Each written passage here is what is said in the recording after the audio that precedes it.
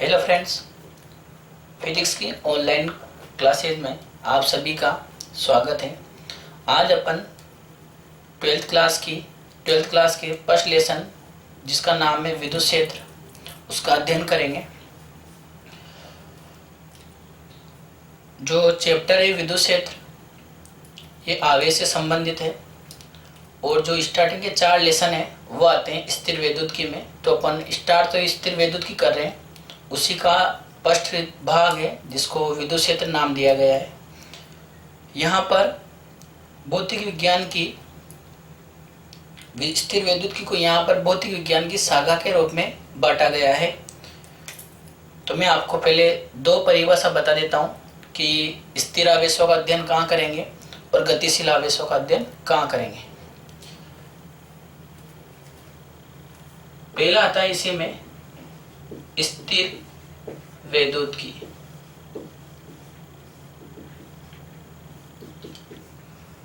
जैसे बलों के बारे में अपन यांत्रिकी मैकेनिक्स में पढ़ते हैं और तरंगों के बारे में अपन वेव में पढ़ते हैं और प्रकाश के बारे में पढ़ते हैं अपन अपवर्तन परावर्तन घटना ऑप्टिक्स में, प्रकाशिकी में। इसी प्रकार स्थिर आवेशों के बारे में अपन अध्ययन करते हैं स्थिर वैद्युतिकी में। तो स्थिर वैद्युतिकी क्या है? भौतिक विज्ञान की वह शाखा जिसके अंतर्गत या जिसमें स्थिर आवेशों का अध्ययन किया जाता है उसे बोलते हैं स्थिर वैद्युतिकी। और अभी अपन आगे पढ़ेंगे कि जो स्थिर आवेश होता है या जब आवेश इसको स्थिर रखा जाता है तो वह विद्युत क्षेत्र उत्पन्न करता है। क्या उत्पन्न करता है? विद्युत क्षेत्र। स्थिर वैद्युतिकी भौतिक विज्ञान की वह शाखा जिसमें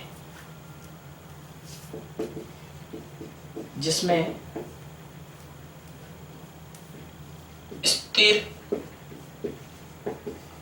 आवेशों का अध्ययन किया जाता है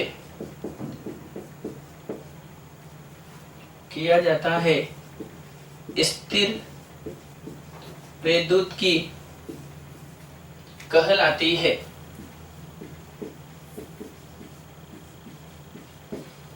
जैसे अब जब कोई आवेश स्थिर होगा तो उसके अंतर्गत अपन विद्युत क्षेत्र का अध्ययन करेंगे और यही अपना फर्स्ट चैप्टर है। स्थिर आवेश क्या उत्पन्न करेंगे? विद्युत क्षेत्र। तो स्थिर वैद्युतिकी में पहला चैप्टर आएगा अपना विद्युत क्षेत्र। इसके बाद यहीं पर दूसरी परिभाषा आती है आवेश से संबंधित, गतिक वैद्युतिकी। गतिक वैद्युतिकी ये क्या होती है? ये भी क्या है? एक भौतिक विज्ञान की शाखा है। क्या है ये? भौतिक विज्ञान की शाखा। भौतिक विज्ञान की वह शाखा जिसमें गतिशील आवेशों का अध्ययन किया जाता है उसको बोलते हैं अपन गतिक वैद्युतिकी। भौतिक विज्ञान की वह शाखा जिसमें गतिशील आवेशों का अध्ययन किया जाता है, गतिक वैद्युतिकी कहलाती है। इसी में उदाहरण या इसके अंतर्गत कौन कौन से आवेशों का अध्ययन, कौन कौन से चैप्टर का अध्ययन करेंगे? तो स्थिर वैद्युतिकी में तो विद्युत क्षेत्र का और गतिशील आवेशों का अध्ययन किया जाता है, वो आती है गतिक वैद्युतिकी। और गतिक वैद्युतिकी में उत्पन्न होते हैं विद्युत क्षेत्र, चुंबकीय क्षेत्र और इसी में उत्पन्न होती है विद्युत चुंबकीय तरंगे, विद्युत चुंबकीय तरंगे। वापस रिपीट करता हूं, ये लेसन नंबर फर्स्ट है।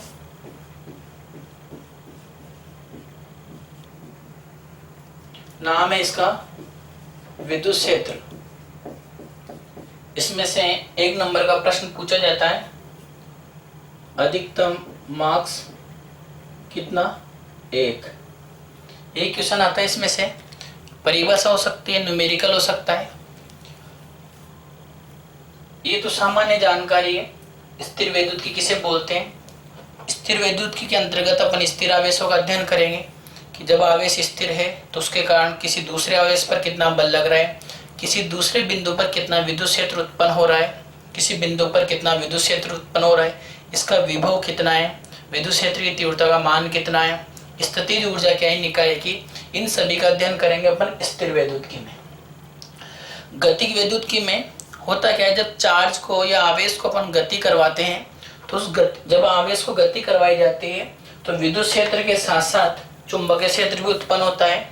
और जब आवेश का जो वेग है वो कांस्टेंट नहीं हो, आवेश के पास त्वरण आ जाता है, तो वहां उत्पन्न होते हैं विद्युत चुंबकीय तरंगे।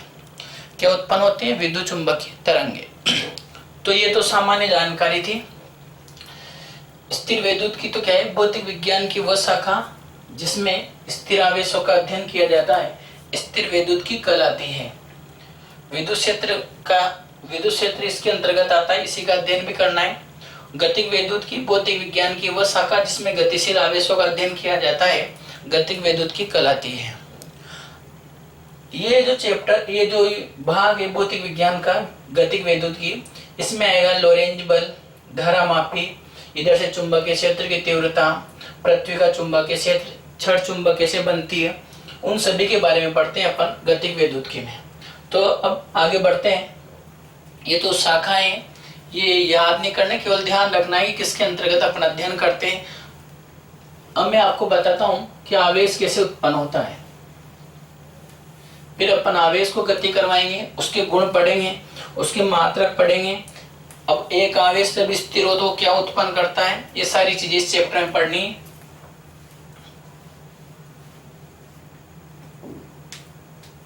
अब आवेश कैसे उत्पन्न होता है इसके बारे में अध्ययन करते हैं, तो आप थोड़ा ध्यान से समझिएगा। ये मैं हाइड्रोजन परमाणु मान रहा हूं, ये हाइड्रोजन परमाणु। इस हाइड्रोजन परमाणु के पास एक तो प्रोटॉन है और एक इलेक्ट्रॉन है। प्रोटॉन तो है नाभिक में और इलेक्ट्रॉन यहां चक्कर लगा रहा है। प्रोटॉन के पास चार्ज होता है प्लस 1.6 इंटू 10 की पावर माइनस 19 कूलम, और इलेक्ट्रॉन के पास होता है माइनस 1.6 इंटू 10 की पावर माइनस 19 कूलम। जितना प्रोटॉन के पास चार्ज है नाभिक में, उतना ही इलेक्ट्रॉन के पास चार्ज है। तो इस हाइड्रोजन परमाणु पर अभी टोटल चार्ज कितना है? 0। तो आप बोलोगे कि ये कैसा है? उदासीन परमाणु। अपन क्या बोलेंगे कि ये हाइड्रोजन का जो परमाणु है कैसा है? उदासीन। क्योंकि जितना पॉजिटिव चार्ज है इसके पास, उतना ही कैसा चार्ज है? नेगेटिव। टोटल चार्ज कितना है इसके पास? 0। तो ये हाइड्रोजन परमाणु भी उदासीन परमाणु कहलाएगा। अब क्या करें? नील्स बोर की परिकल्पना के अनुसार अपन ने पढ़ा था कि यदि मैं हाइड्रोजन परमाणु की पहली कक्षा में जो इलेक्ट्रॉन है उसको कितनी एनर्जी दे दूं? Minus 13.6 electron volt. जब मैं इस इलेक्ट्रॉन को माइनस 13.6 इलेक्ट्रॉन वोल्ट एनर्जी दूंगा तो इलेक्ट्रॉन यहां से कहां चला जाएगा? बाहर। तो इलेक्ट्रॉन यहां से कहां चला गया? बाहर। जैसे इलेक्ट्रॉन बाहर गया तो अब इस परमाणु के पास केवल क्या बचा? प्रोटॉन। तो प्रोटॉन पे कितना चार्ज? 1.6 इंटू 10 की पावर माइनस 19 कूलम। अब ये हाइड्रोजन का कौन सा परमाणु बना? H+। इस H+ का मतलब है, इस प्लस का मतलब है एक इलेक्ट्रॉन की क्या है इसके पास? कमी। एक इलेक्ट्रॉन की क्या है? कमी। इस प्लस का मतलब क्या है, एक इलेक्ट्रॉन की कमी। अब ये उदासीन निरा, ये हो गया आवेशित, या यूं बोल सकते हो धन आवेशित हाइड्रोजन परमाणु। अब इसके पास धन आवेश है, तो यहां से एक बात पता चल रही है कि यदि अपन हाइड्रोजन परमाणु की पहली कक्षा में उपस्थित इलेक्ट्रॉन को इतनी एनर्जी दे दी -13.6, तो ये इलेक्ट्रॉन -13.6 इलेक्ट्रॉन वोल्ट जो एनर्जी है उसको तो क्या करेगा, इसकी एनर्जी होती है तो -13.6 इलेक्ट्रॉन वोल्ट, और इसको कितनी दे दी +13.6 इलेक्ट्रॉन वोल्ट। तो ये +13.6 इलेक्ट्रॉन वोल्ट एनर्जी को क्या करेगा, अवशोषण, और ये यहाँ से कहाँ चला जाएगा, हाइड्रोजन परमाणु से बाहर। कहाँ चला जाएगा, हाइड्रोजन परमाणु से बाहर। जैसे ये इलेक्ट्रॉन हाइड्रोजन परमाणु से बाहर गया तो अब इसके पास केवल क्या बचा, एक प्रोटॉन। अब एक प्रोटॉन पे कितना चार्ज, इतना चार्ज 1.6 × 10⁻⁻19 कूलम। इसका मतलब ये अब उदासीन परमाणु नीरा अब बन गया ये धन आवेशित हाइड्रोजन परमाणु, और ये हो गया H+। इस प्लस का मतलब है कि इसके पास एक इलेक्ट्रॉन कम है, किसकी तुलना में, प्रोटॉन की तुलना में। इसी प्रकार में एक और उदाहरण देता हूं आपको कि वस्तु पर या परमाणु पर आवेश कैसे आता है। वस्तुओं पर भी उसी प्रकार से आता है जिस प्रकार से परमाणु पर आया। अब कैसे समझा अपन ने कि हाइड्रोजन परमाणु धन आवेशित कैसे हुआ। अपन ने क्या किया, हाइड्रोजन परमाणु की पहली कक्षा में जो इलेक्ट्रॉन घूम रहा था उसकी एनर्जी थी -13.6 इलेक्ट्रॉन वोल्ट, नाभिक के आकर्षण बल से बंधा हुआ था। जैसे ही अपन ने उसको +13.6 इलेक्ट्रॉन वोल्ट एनर्जी दी तो वह हाइड्रोजन परमाणु का इलेक्ट्रॉन उस ऊर्जा का अवशोषण करके परमाणु से कहाँ निकल गया, बाहर। जैसे ही वो बाहर गया तो हाइड्रोजन परमाणु के पास अब क्या बचा, केवल एक प्रोटॉन, वो भी कहाँ है, नाभिक में। तो अब हाइड्रोजन परमाणु का टोटल चार्ज ज्ञात करें, तो इलेक्ट्रॉन तो है ही नहीं, तो कौन है, प्रोटॉन। तब अब उसके पास प्रोटॉन ही है तो वो बन जाएगा H+, और उसके पास चार्ज होगा एक प्रोटॉन के चार्ज के बराबर। प्रोटॉन पे चार्ज कितना, 1.6 × 10⁻⁻19 कूलम। आगे बढ़ते हैं। अब इसी का एक और उदाहरण दे देता हूं मैं कि किस प्रकार से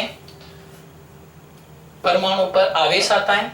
जैसे परमाणु पर आएगा उसी प्रकार से अन्य उदासीन वस्तुओं पर आएगा।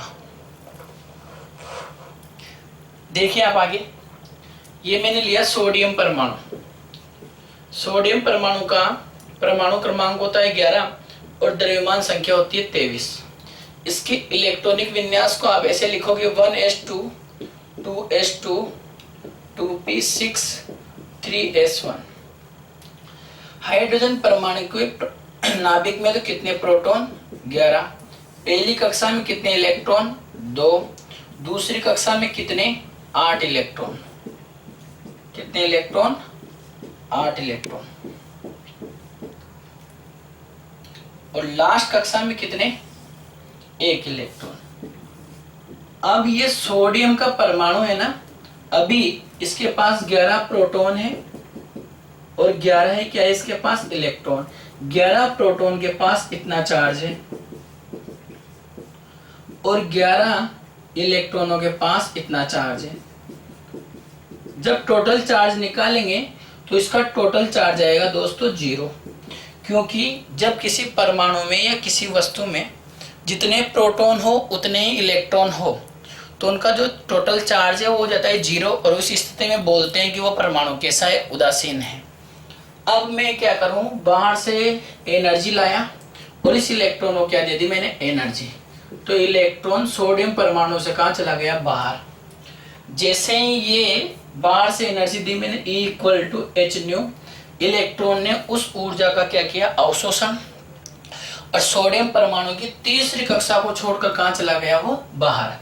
जैसे ही बाहर गया तो अब इसके पास प्रोटॉन तो कितने हैं, 11 ये, वो कहाँ है, नाभिक में।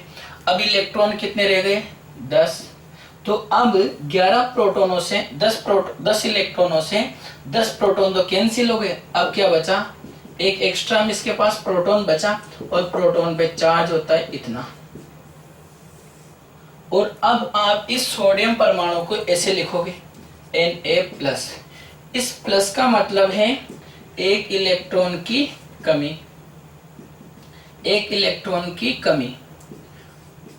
इस प्लस का मतलब क्या है? एक इलेक्ट्रॉन की कमी। और इस इलेक्ट्रॉन की कमी के कारण सोडियम पर कितना चार्ज है? Na+ पर आवेश, इस पर आवेश होगा एक प्रोटॉन के बराबर। और कितना होगा वो? 1.6 इंटू 10⁻⁻19 कूलम। इतना चार्ज होगा किसके पास? सोडियम के पास। तो आप ध्यान से समझे, जब किसी परमाणु पर या किसी वस्तु पर या किसी वस्तु में जितने इलेक्ट्रॉन हैं उतने ही प्रोटॉन हो तो वो वस्तु या वो परमाणु उदासीन होगा। जैसे आप उसको किसी भी टाइप से उसमें ऊर्जा दे सकते हो, प्रकाश ऊर्जा दे सकते हो, विद्युत ऊर्जा दे सकते हो, किसी भी अन्य प्रकार से या किसी भी प्रकार से उस परमाणु को या वस्तु को अपन एनर्जी देते हैं तो उस एनर्जी का इलेक्ट्रॉन अवशोषण करते हैं और उस वस्तु से, उस परमाणु से बाहर चले जाते हैं। जैसे ही इलेक्ट्रॉन उस वस्तु या उस परमाणु से बाहर चले जाते हैं तो वस्तु में इलेक्ट्रॉनों की कमी हो जाएगी और प्रोटॉन ज्यादा हो जाएंगे। अब एक इलेक्ट्रॉन बाहर गया है तो इस पर Na यहाँ पर +1 आएगा, 2 जाएंगे 2+ आ जाएंगे, 3 जाएंगे 3+ आ जाएंगे। और 1+ का मतलब है एक इलेक्ट्रॉन की कमी, 2+ का मतलब होगा 2 इलेक्ट्रॉन की कमी और 3+ का मतलब होगा 3 इलेक्ट्रॉन की कमी। अब 1+ पर कितना चार्ज आता है? 1.6 इंटू 10⁻⁻19 कूलम। 2+ पे कितना आएगा? 2 इंटू 1.6 इंटू 10⁻⁻19 कूलम। 3 के लिए 3 से गुणा कर दोगे तो इस प्रकार आवेश उत्पन्न होता है। इस प्रकार क्या उत्पन्न होगा? आवेश। ये तो मैंने बताया आपको कि ये कौन सा आवेश उत्पन्न हुआ? धन आवेश। अब बात करते हैं कि ऋण आवेश कैसे उत्पन्न होता है। जिस प्रकार परमाणु में से इलेक्ट्रॉन निकालने पर धन आवेश उत्पन्न हो रहा है, उसी प्रकार वस्तुओं में से इलेक्ट्रॉन निकालने पर क्या उत्पन्न होगा? धन आवेश। फिर आगे बात करूं मैं, यदि मैं किसी भी वस्तु को या परमाणु को बाहर से क्या दूं? इलेक्ट्रॉन, तो उस वस्तु पर ऋण आवेश आ जाएगा।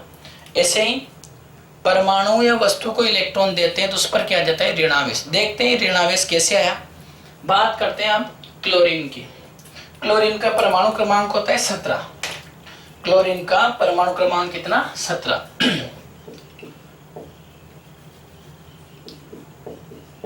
और इसका इलेक्ट्रॉनिक विन्यास 1s2 2s2 2p6 3s2 और ये 3p5। पहली कक्षा में 2, दूसरी कक्षा में 8, तीसरी कक्षा में 7 ये इलेक्ट्रॉन है भैया इसमें। इसका परमाणु मॉडल बनाए तो प्रोटॉन तो बताऊंगा मैं कितने? 17। जब 17 प्रोटॉन है इसके पास तो इसके पास चार्ज कितना होगा? 17 इंटू 1.6 इंटू 10⁻⁻19 या 19 कूलम। पहली कक्षा में कितने इलेक्ट्रॉन बढ़ने हैं? 2। दूसरी कक्षा में कितने बढ़ने? 8।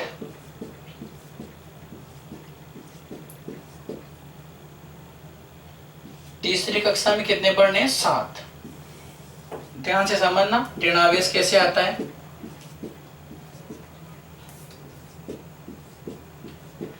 लास्ट कक्षा है इसकी 3s, तीसरी कक्षा चल रही और तीसरी कक्षा में कितने इलेक्ट्रॉन है? 7।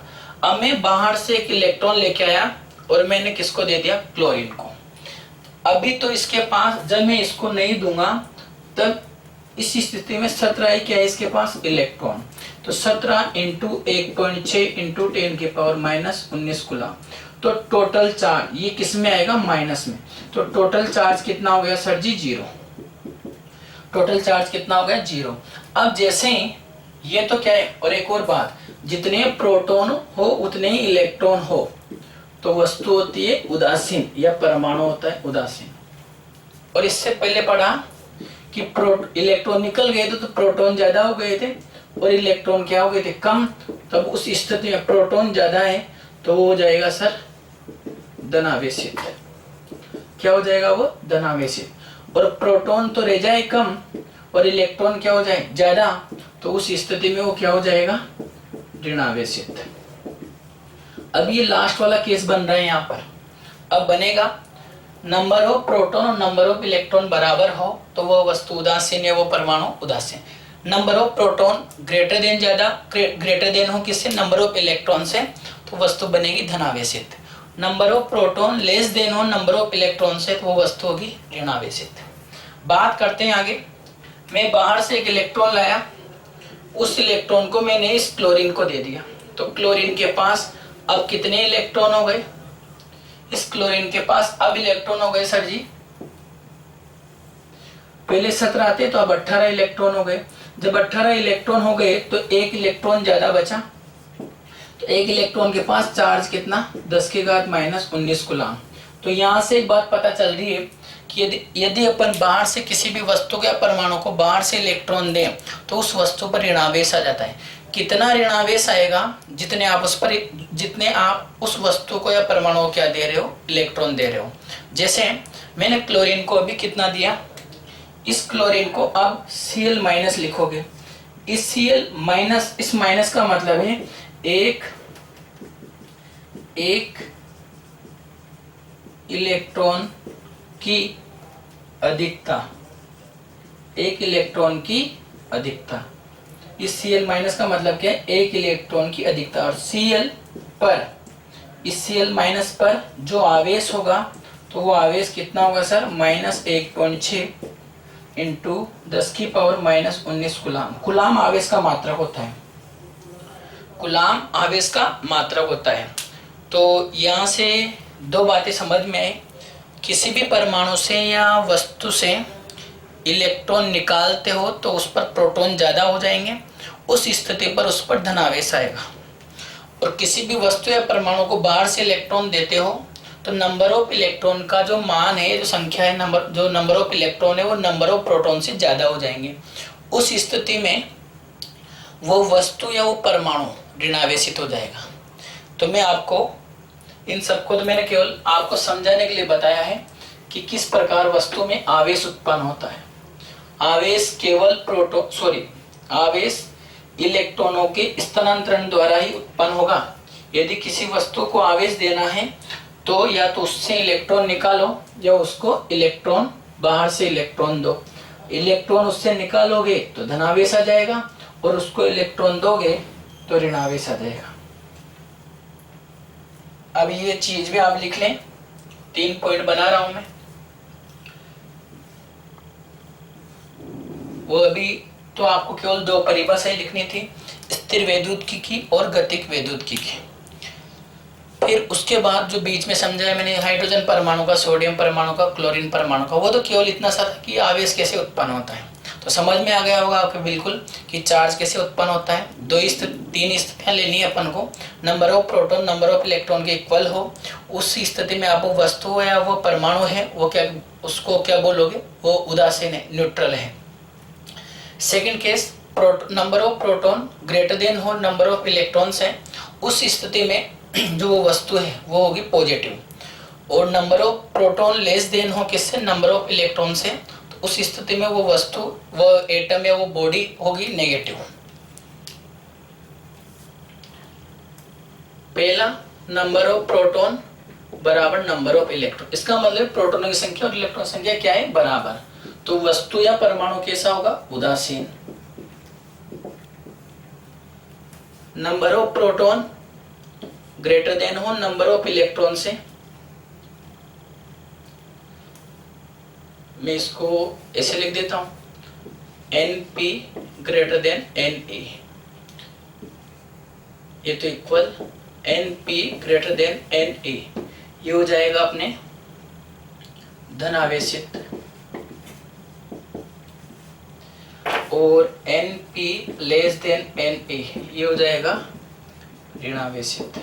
कैसा हो जाएगा ये, ऋणावेशित। ये दोनों इक्वल है तो उदासीन, ये ज्यादा है तो धनावेशित, ये इलेक्ट्रॉन ज्यादा है तो ऋणावेशित।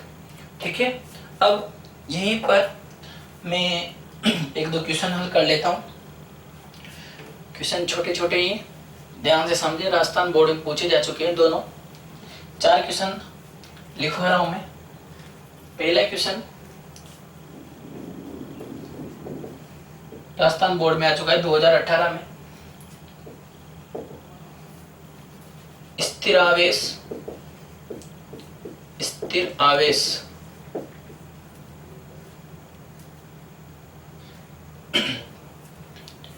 स्थिर आवेश कौन सा क्षेत्र उत्पन्न करता है।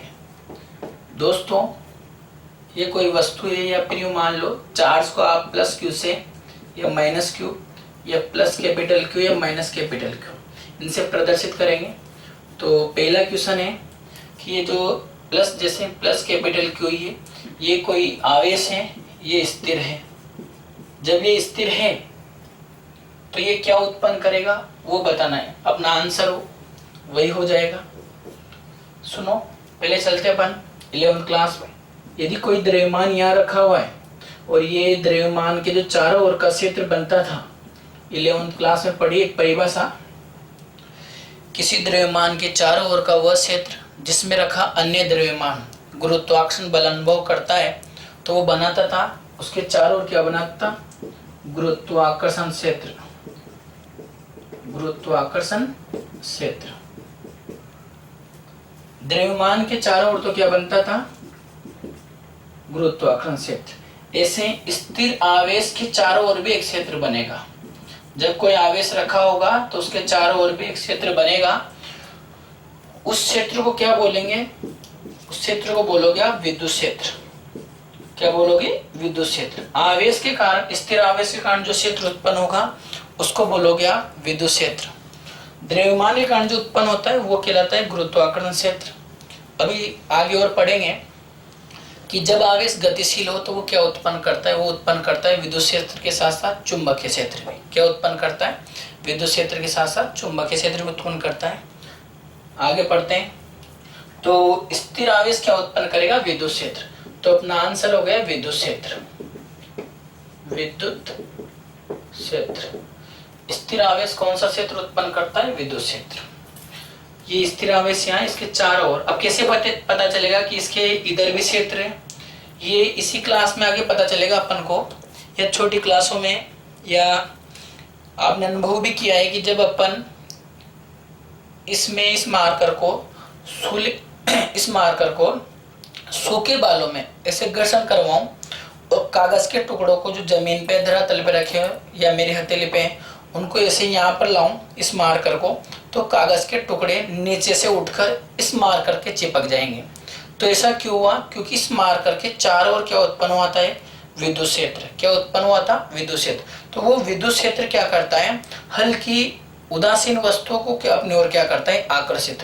तो इस मार्कर पर जो आवेश था तो उस आवेश ने क्या उत्पन्न किया, विद्युत क्षेत्र। ऐसे उदाहरण अभी जैसे 4 क्वेश्चन खत्म होंगे उसके बाद में उदाहरण दूंगा कि विद्युत क्षेत्र कहाँ कहाँ अनुभव होता है अपन को। तो ये तो हो गया सर, स्थिर आवेश क्या उत्पन्न करता है, विद्युत क्षेत्र। पहला क्वेश्चन अपना खत्म। और द्रव्यमान क्या उत्पन्न करता है, गुरुत्वाकर्षण क्षेत्र। सेकंड क्वेश्चन पे चलते हैं। ये तो पहला था, सेकंड, गतिशील आवेश,